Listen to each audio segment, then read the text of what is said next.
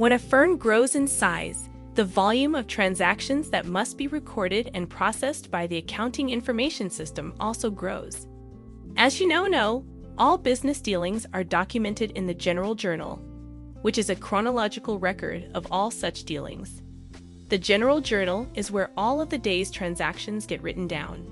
The General Journal can become quite large and difficult to navigate as a result of this style of accounting, but it is accurate.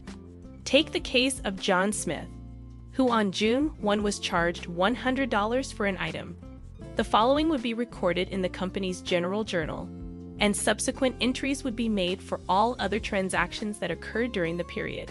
Scenario: on June 27, Mr. Smith inquires, "How much do I owe?"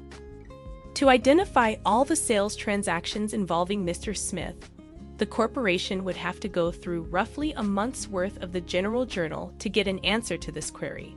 What's more, if Mr. Smith were to say, "I thought I paid part of that 2 weeks ago," the business would have to scour the General Diary to locate any entries pertaining to payments made to Mr. Smith. The General Journal is where all financial activities, such as the payment of bills and the purchase of inventory, are documented in chronological order. This includes the 1,000 credit sales transactions that occurred during the month. As a result, it is difficult to locate the specific bits of information needed for one of our customers, Mr. Smith, if all transactions are recorded to the General Journal. A well-designed accounting information system will make use of specialized journals and subsidiary ledgers to make it easier to retrieve specific kinds of data. Unique periodicals. Companies typically keep multiple specialized journals instead of a single general diary in which all business transactions are recorded. This streamlines the posting process and makes it simpler to search for specific types of transactions. The monthly totals from each special journal are posted to the main ledger once the month is through. In addition, businesses typically designate a single employee to record all transactions for a single specialized journal. Most businesses make use of 4 specialized journals, but this number might rise or fall as necessary. The 4 most important specialized journals are the Sales Journal, the Purchasing Journal, the Cash Payments Journal, and the Cash Receipts Journal. Because some journal entries tend to be repeated, specialized diaries like these were developed. A typical entry in the Cash Receipts Diary would show a debit to cash and a credit to sales for any sale of merchandise for cash. A sale of items on credit would also be entered in the Sales Journal with a corresponding debit to accounts receivable and a corresponding credit to sales. The second entry for a sale in a perpetual inventory system goes to cost of goods sold, and the first goes to inventory. The date the transaction occurred, the customer to whom it applies, the invoice number, which should correspond to the invoice number provided to the customer, whether in paper or electronic form, a reference box indicating that the transaction has been posted to the customer's account, which can be as simple as a check mark or as complex as a code that links the transaction to other journals and ledgers, and the last 2 digits of the customer's account number. Cash disbursements are recorded in the Cash Disbursements Journal as a debit to accounts payable or another payable or expense, and a credit to cash, while purchases of inventory on credit are recorded in the Purchases Journal as a debit to merchandise inventory and a credit to accounts payable. A Cash Receipts Diary is used to record the inflow of cash from the sale of goods, as payment on accounts receivable, or from other transactions, with a debit to cash and a credit to the account from where the cash was originally received. What's going to keep all this in your head? In light of the adage, cash is king, we give preference to deals that can be settled in hard currency. The Cash Receipts Notebook is where you record any and all cash transactions, regardless of their nature or size. Because cash was received, even if only a portion of a transaction, the entire sale would be recorded in the Cash Receipts log if it was for $1,000. The client would pay $300 in cash and agree to pay the rest $700 at a later date. There is no way to split this journal entry over 2 journals because the debits and credits of each transaction must add up to the same amount.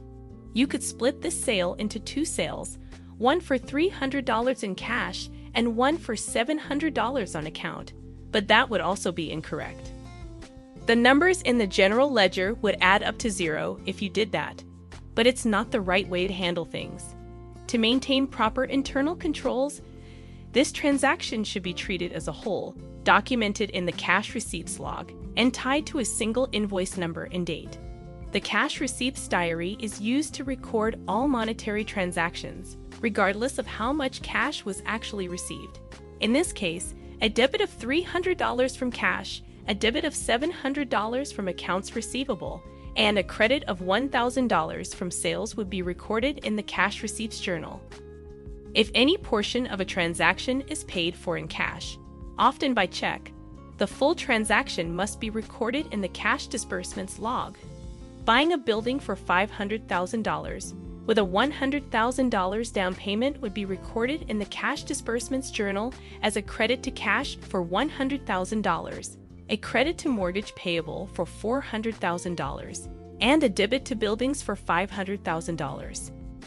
The transaction will be documented in one of the other specialized journals, rather than the general ledger if it does not include cash. Sales on account, also known as credit sales, are noted in the sales journal. It is documented in the purchasing diary if the transaction was made using credit, sometimes called a buy on account. If it does not fit any of these categories, it is written up in the regular journal. Ledgers for subsidiaries. In addition to the aforementioned 4 specialized journals, a secondary ledger for both accounts receivable and payable is maintained. As can be seen in Figure 7.13, the accounts receivable subsidiary ledger includes information about all customers that owe money to the business. Each customer's account is represented by a different colored block, and only their particular debt to the business is displayed. Note that the subsidiary ledger includes the due amounts in the debit column and the paid amounts in the credit column, as well as the transaction date and a reference column that connects the entry to the same information posted in one of the special journals, or general journal if special journals are not used. The accounts receivable control total is calculated by adding together all of the individual receivable amounts from the subsidiary ledger, and it should balance with the accounts receivable balance provided in the main ledger. The grand total of receivables is recorded in the general ledger as accounts receivable, which is derived from the subtotals recorded in the subsidiary ledger. The subsidiary ledger for accounts receivable must balance with the main ledger for accounts receivable, which is the total amount owed to the company. All the company's outstanding debts to individuals and other businesses are recorded in a subledger called accounts payable. Each vendor, the business or individual from whom you've acquired goods, will have their own entry in the accounts payable subsidiary ledger. The date an entry was made, a reference column utilized in the same way as indicated for accounts receivable subsidiary ledgers, and the amount charged or paid are all elements shared by the purchases subsidiary journal and the accounts receivable subsidiary ledger. Both ABC and XYZ Corporation's business deals are detailed below. Each subsidiary's purchases journal will have a final balance showing the amount owed to ABC and XYZ. Adding these sums together will reveal a total debt to these two firms of $305. The $305 will be posted to the general ledger account designated for payables.